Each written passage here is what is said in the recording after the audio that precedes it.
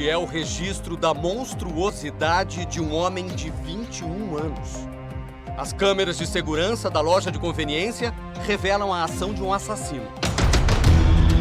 São imagens fortes. Ele mata a sangue frio. E mesmo com as vítimas caídas, dispara de novo. O crime aconteceu neste posto de gasolina na cidade de Novo Repartimento, no sudeste do Pará. 10 de maio de 2020, 3 da madrugada. Nas motocicletas, amigos que queriam comprar bebida. Ao lado da caminhonete, um dos herdeiros de uma família poderosa e violenta. Até hoje não se sabe o motivo que gerou a discussão entre eles.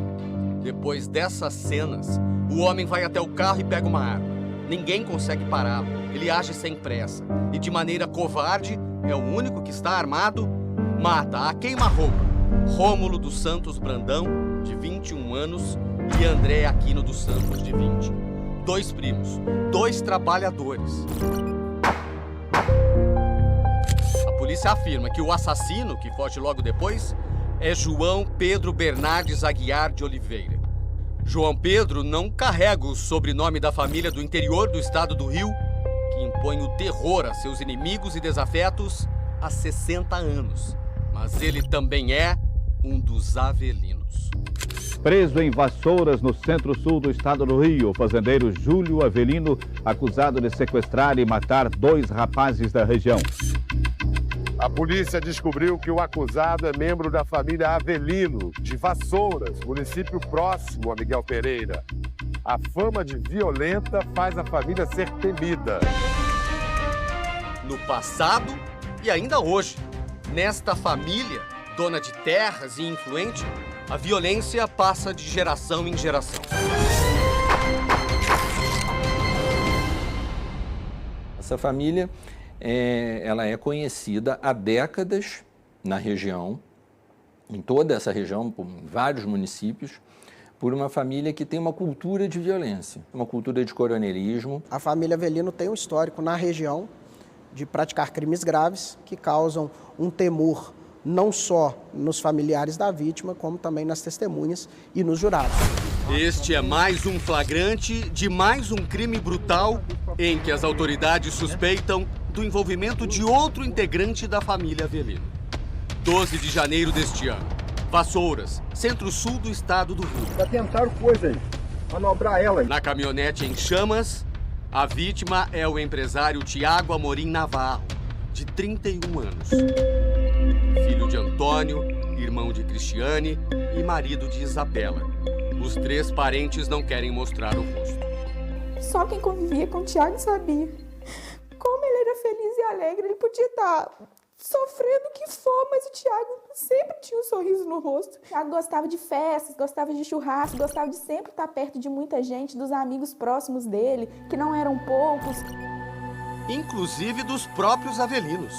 Tiago era amigo de infância de Fernando César Avelino de Oliveira, de 28 anos.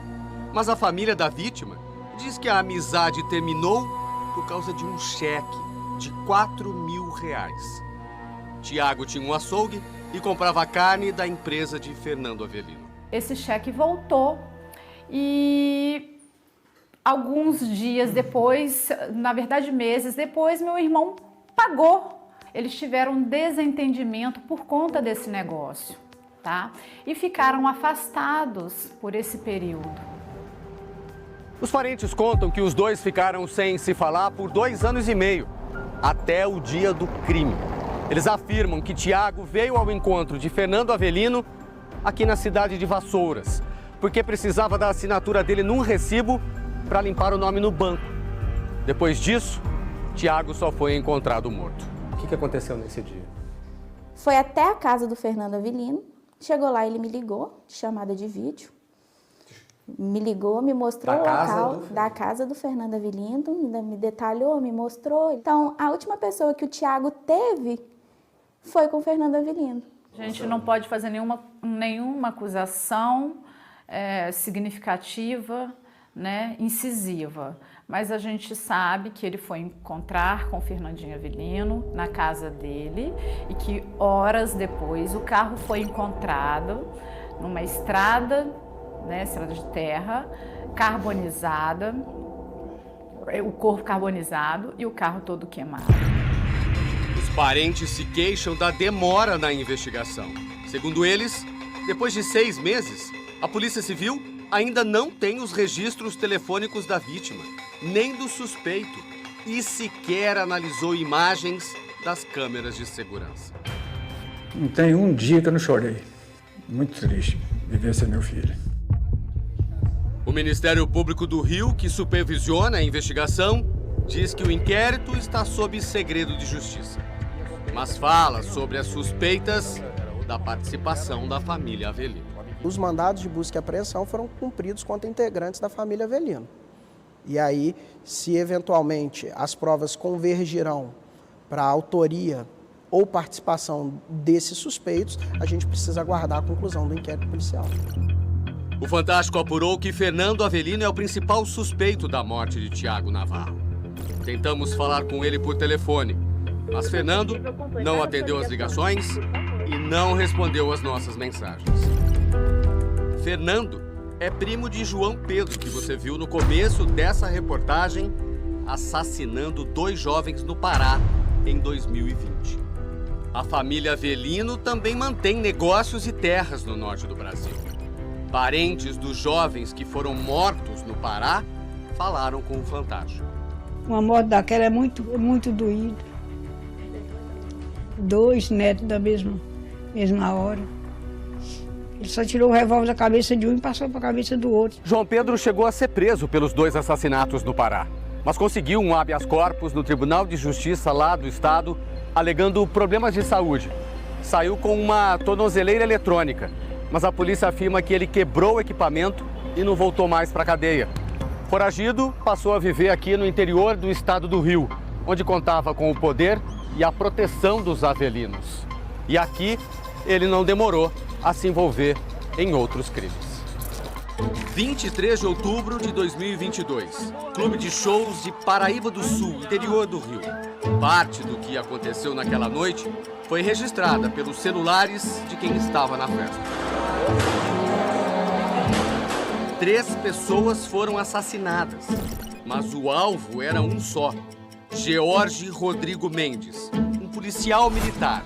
O irmão dele, que também é policial, não tem dúvidas de quem é o assassino. Quem matou seu irmão? João Pedro. João Pedro, conhecido como João Pedro Avelino, né? Como é que você afirma que foi ele? Testemunhas no local, eu estava de serviço no dia, fiquei sabendo a notícia pelo meu chefe imediato, pelo coordenador da CORE. Ele autorizou minha ida lá à cidade, até para poder apoiar a delegacia de Paraíba do Sul no tocante ao crime. Chegou no local, era de conhecimento público notório que tinha sido João Pedro. Muitas pessoas falaram? Muitas pessoas falaram e 2 reconheceram no dia. Reconheceram oficialmente, formalmente. Cláudio é da tropa de elite da Polícia Civil do Rio de Janeiro, a CORE. Ele afirma que o crime foi uma vingança que começou a ser tramada 9 meses antes, depois que o irmão cumpriu seu papel de agente da lei contra quem se considera acima das leis. O boletim de ocorrência do dia 20 de janeiro de 2022 descreve o que aconteceu. O PM George Rodrigo estava à paisana quando viu uma caminhonete branca passar e efetuar disparos de arma de fogo. Dentro do carro havia um revólver com 4 munições deflagradas. O PM George conseguiu interceptar o carro, chamou o reforço e levou os 5 ocupantes para a delegacia. 2 eram da família Avelino. César é irmão de João Pedro, o acusado de ser o autor dos crimes no Pará. Isso já gerou uma rusga, já gerou uma revolta por conta da família, com certeza absoluta. Começaram as ameaças. Meu irmão me relatou. Foram meses de ameaças, até o dia da vingança, que, segundo Cláudio, se cumpriu naquela noite de outubro de 2022 no clube. E na frente de centenas de testemunhas. Roque era uma delas e um dos melhores amigos de George. Do nada, o João Pedro chegou pelas costas do George e falou assim: você que é o polícia brabão, né? O George não teve sequer tempo de virar, de sacar sua arma, de se defender. Roque diz que ele e George estavam com um grupo de colegas policiais num dos camarotes. E nem isso impediu João Pedro de matar a sangue frio. pessoa que é capaz de matar um agente do Estado, 22 anos de polícia militar, na frente de outros 10 militares armados, ele é capaz de qualquer coisa. A família é capaz de qualquer coisa. Roque diz que trocou tiros com o assassino, mas que os outros colegas do grupo não reagiram. Eu acho que por medo da família e porque a família tem esse conhecimento, nada foi feito. Ninguém pegou viatura, ninguém foi até a fazenda, ninguém fez nada. George foi morto com 5 tiros. 5 pessoas prestaram depoimento e afirmaram que viram João Pedro atirando. Depois, 4 voltaram atrás e disseram que já não podiam confirmar essa versão. Roque diz que a mudança aconteceu por pressão da família Avelino e que ele também foi ameaçado para fazer o mesmo. Como se recusou, teve que deixar o Brasil. Abandonei tudo, emprego, perdi minha empresa, perdi tudo. Perdi carro, tudo. Perdi tudo que você imaginar, eu perdi. Eles são capazes de qualquer coisa. Eles simplesmente te matam. Cláudio disse que resolveu investigar a morte do irmão por conta própria. E por isso, já mudou de endereço 3 vezes. Eu fui ameaçado pela família. A minha mãe foi ameaçada pela família. Então isso não pode ficar assim. Tive apoio de diversos amigos, mas foi um apoio informal, tá? Meus irmãos lá da Core me apoiaram, cada um ajudou de uma certa maneira. Com as informações que Cláudio conseguiu, a Polícia Federal entrou no caso. João Pedro tinha 2 mandados de prisão. Os agentes descobriram que ele estava escondido numa das fazendas da família Avelino, no Pará. A PF montou uma operação. O local era protegido por capangas armados e vigiado por câmeras.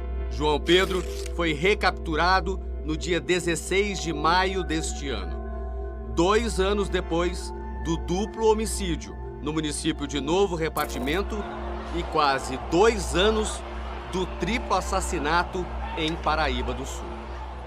Houve um planejamento tático operacional bastante grande para a realização da diligência em razão da frieza e da crueldade do alvo em relação aos crimes pelos quais ele responde.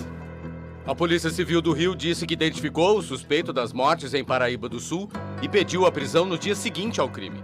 E que o inquérito foi encaminhado para a Delegacia de Homicídios da Baixada Fluminense. Sobre a morte de Tiago em Vassouras, a polícia informou que as investigações estão em andamento, mas não disse quem é o suspeito.